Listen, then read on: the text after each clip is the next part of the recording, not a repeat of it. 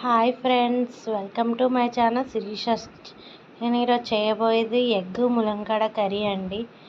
ఒక ప్యాన్ పెట్టుకొని అందులో కొంచెం ఆయిల్ వేసుకోవాలి. అది కొంచెం హీట్ అయిన తర్వాత కొంచెం పసుపు వేసుకోవాలి. ఇప్పుడు ఒక్కొక్క ఎగ్స్ వేసుకొని కొంచెం ఫ్రై చేసుకోవాలి.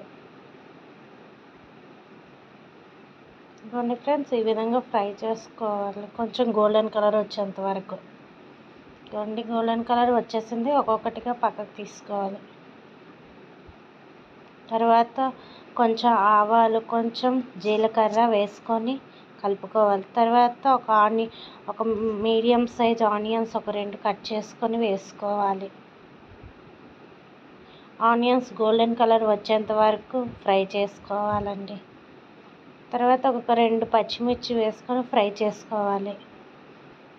తర్వాత ఒక 2 టమాటీలు కట్ చేసుకొని వేసుకొని బాగా మగ్గించుకోవాలి. తర్వాత సాల్ట్ వేసుకోవాలి తగినంతగా.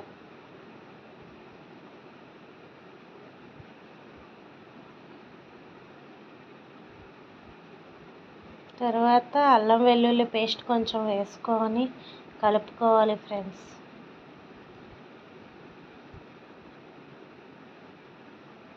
ఇప్పుడు కారం కొంచెం వేసుకోవాలి. తర్వాత ఉడికి పెట్టుకున్న ములంకాడలు వేసుకొని కలుపుకోవాలండి.